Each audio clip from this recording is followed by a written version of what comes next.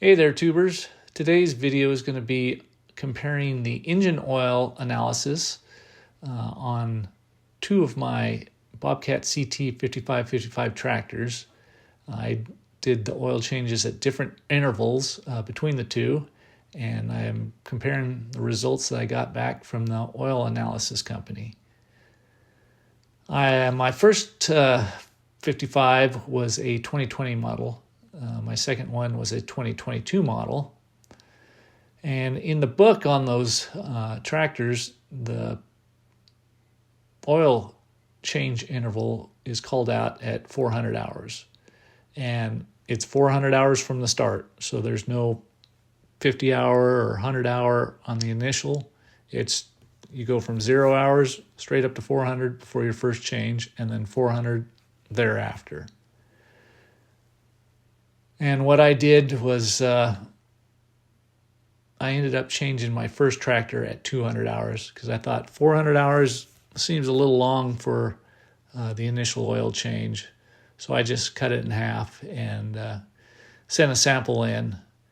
And that sample is there on the left. And you can see that I got copper, lead, and tin quite high. The copper is about 73 times the universal average, and the universal averages are on the right-hand side there. That's the average of any samples that are sent in with that particular engine, be it tractors, excavators, you name it. And you can see that the universal average is 7 parts per million. And on that 200 hours on that 2020 model, it's 514 parts per million. So astronomically high. Again, the lead is about 10 times the normal, and the tin is about 37 times the normal. So extremely high numbers. And so that led me to believe that the initial oil change at 400 hours is way too long. So on my second tractor, I ended up doing the initial one at 50 hours, and that's the center column there.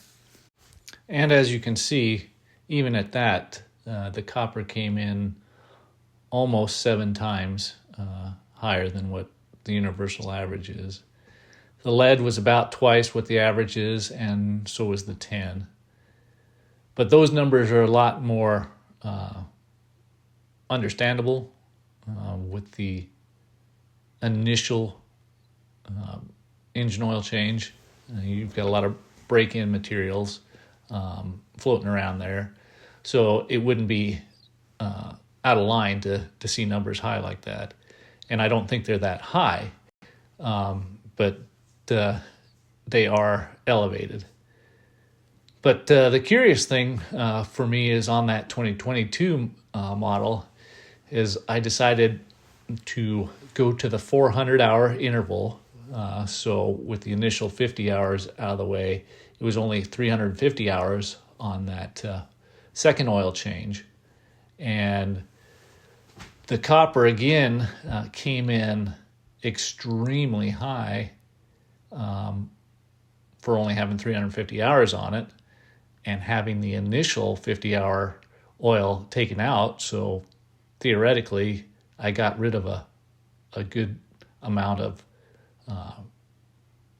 copper, lead, and tin out of that. And theoretically, it shouldn't have continued to produce as much. And it didn't in the lead and tin. But as you can see, the copper is just way up there. Now, Blackstone was the oil analysis company, and in their comments on my 350-hour interval, they said, yes, the copper is quite high, and they didn't recommend going over 350 hours on my next oil change, but they didn't really say, go less or what have you. So I guess even to them, these are higher than they should be. So 350 max, but probably end up in the 200 range maybe for the next oil change. So I'm not sure how to take this. I mean, all three of those, they're bearing and bushing material.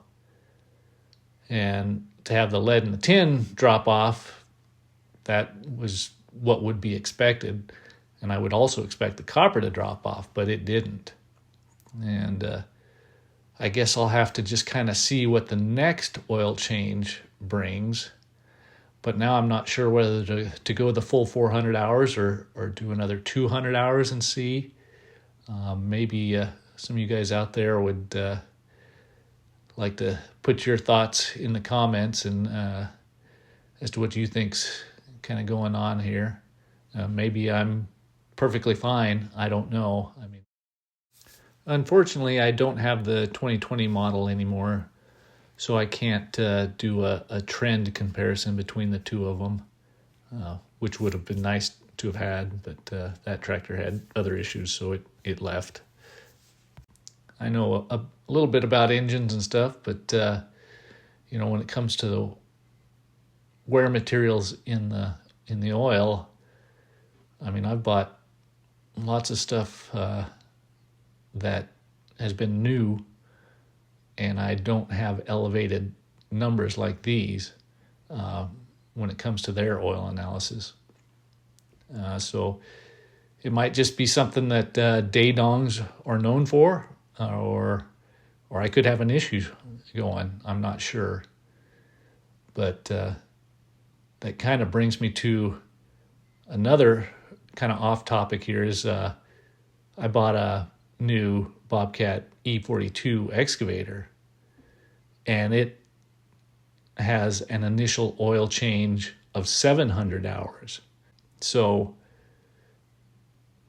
I'm not sure that I'm going to, well, I know I'm not going to run it to 700 hours for the first oil change, but I'm thinking 50 to 100 hours for the first oil change on it, just because at the tractor being 400 hours and I did it at 50, and now they're almost doubling that for this excavator, that maybe I'd try for 100 hours, but maybe I shouldn't, considering how much material is in these tractor engine oils. So I just wanted to make a video, kind of throw that out there, comparing things for you, and see if anybody had any comments on what might be going on or what might not be going on. But there it is. If you have any questions or comments, leave them below. Otherwise, I'll talk to you later. Bye-bye.